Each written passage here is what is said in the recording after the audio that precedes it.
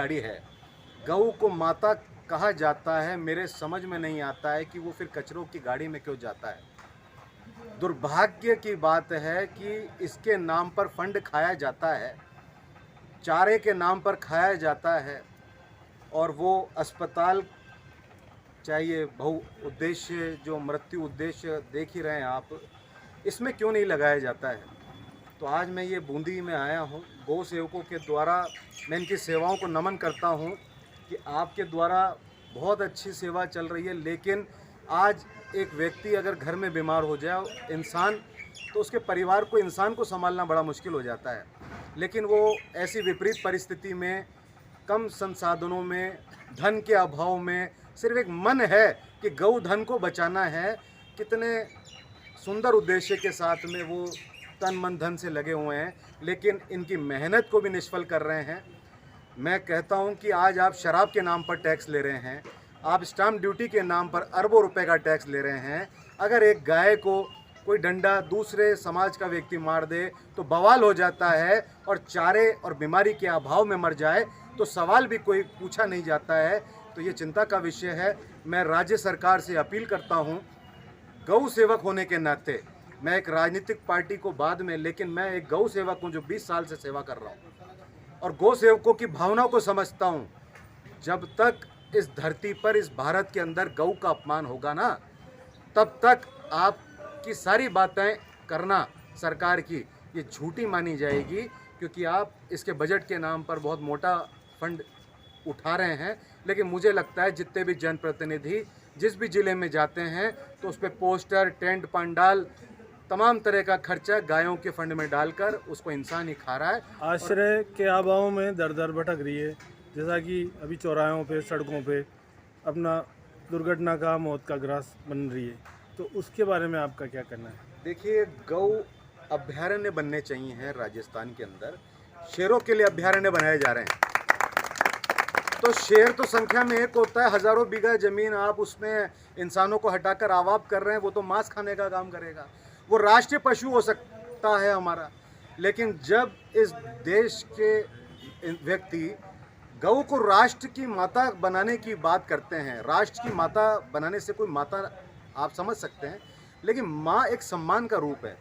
इसमें 36 कोटि देवताओं का निवास बोला गया, लेकिन दुर्भाग्य की बात है कि हमारी आत्मा दुखी है इस बात को कहते हुए कि जो पूजनीय है वो आज कचरे के स्थान पर है। जो काम सरकार का है कचरा हटाना, वो स्वच्छ भारत मिशन में गौ माता सहयोग कर रही है, लेकिन जब उसके पेट की संख्या, पेट की जो कैपेसिटी है वो 30, 40, 50 किलो की हो जाती है, तो गर्मी के अंदर उसके पेट में खाने की क्षमता होती नहीं है और उसको आफड़ा आता है और वो गर्मी में वहीं दम तोड़ देती है। तो दुर्भाग्य है, देश के अंदर हमारे देश के प्रधानमंत्री जी ने स्वच्छ भारत मिशन, गांधी जी के 2 अक्टूबर पर लिया था स्वच्छ भारत मिशन। मुझे ये लगता है देश के अंदर जो काम सफाई कर्मचारियों के द्वारा करवाकर बजट इसमें करोड़ों अरबों रुपए का लगाया जाता है, वो उनके द्वारा तो नहीं हो रहा है, लेकिन गौ माता के द्वारा हो रही है। क्योंकि गौ रोती रोती भी कचरा उठा के अपनी मौत स्वीकार कर आज भी अपने वंशजों को, इन औलादों को, फौलादों को पुकार रही है कि भ्रष्ट राजनीति से उठकर इस देश के स्वाभिमानी क्रांतिकारी साथी उठें और गौ को बचाने के लिए आगे आएँ। मैं ये कहूँगा कि शेरों के लिए जब अभ्यारण्य हो सकता है तो गौ के लिए भी अभ्यारण्य बनाया जाना चाहिए। सरकार को गौ पार्क बनाने चाहिए। जितनी भी नई कॉलोनी बनती है, हम वहाँ पर मंदिर, एक स्कूल के लिए भी जगह आवंटित करते हैं। एक गौ पार्क डेवलप करना चाहिए हर कॉलोनी के अंदर, ताकि वो गाय उस कॉलोनी में रहेगी, और जब वो कॉलोनी में रहेगी तो साफ उनको चारा मिलेगा, कचरा नहीं खाएगी, तो शुद्ध दूध मिलेगा।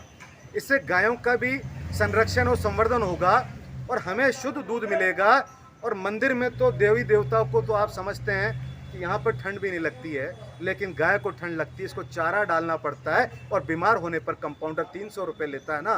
तो ये दर्द है इस देश के व्यक्तियों को। गाय के नाम पर चंदा भी ले लेंगे, धंधा भी कर लेंगे, लेकिन जब गाय के नाम पर बात आएगी तो सब मौन हो जाते हैं।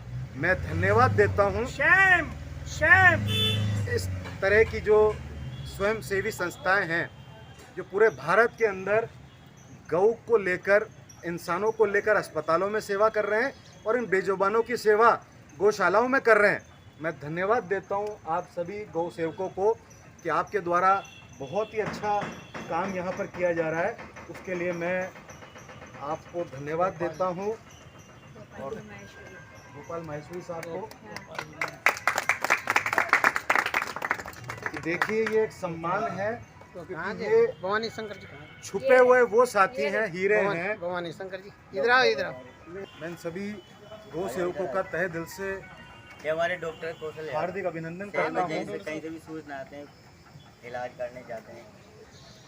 मैं बिल्कुल चाहता हूँ कि शिव सांवरिया कम से कम ये आपका 15 अगस्त तो निकल गया।